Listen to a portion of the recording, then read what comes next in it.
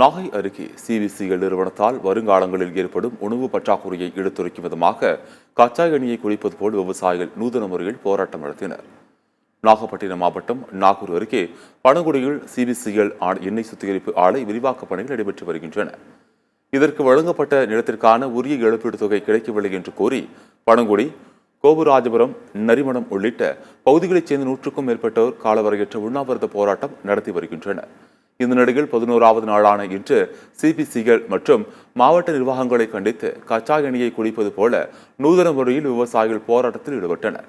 CPCL நிறுவனம் தொடர்ந்து இயங்கி வந்தால் உணவு பற்றாக்குறை ஏற்பட்டு கச்சா எண்ணெயை குடிக்கும் நிலை ஏற்படும் என்றும் எச்சரிக்கை விடுத்தனர். பெரிய அளவில் 11ஆம் நாளாக போராட்டம் ஏறெடுத்திருக்கோம்.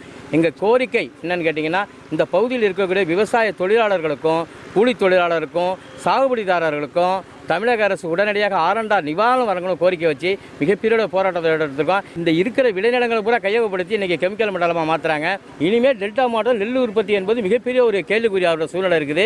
ஏற்கனவே ஆந்திரா அரிசியை நம்ம கர்நாடகா பண்ணிக்கு தான் சாப்பிட்டுக்கிட்டு இருக்கோம். இனிமேல் அரிசி கிடைக்காது. வருங்காலங்களில் நிச்சயமாக நம்ம உணவாக குருடாயிலையும் இருக்கக்கூடிய கச்சா எண்ணெயும் இதை தான் நாங்கள் குடிக்கக்கூடிய சூழ்நிலை உருவாகும் இருக்குது. இதை தமிழக அரசுக்கும் மாவட்ட நிர்வாகத்துக்கும் உணர்த்தும் வகையில் இன்றைக்கி இந்த குருடாயில் சொல்லக்கூடிய கச்சா எண்ணெயை நாங்கள் உண்பதற்காக இன்றைக்கி ஒரு மிகப்பெரிய அளவில் போராட்டத்தை ஏறெடுத்திருக்கோம்.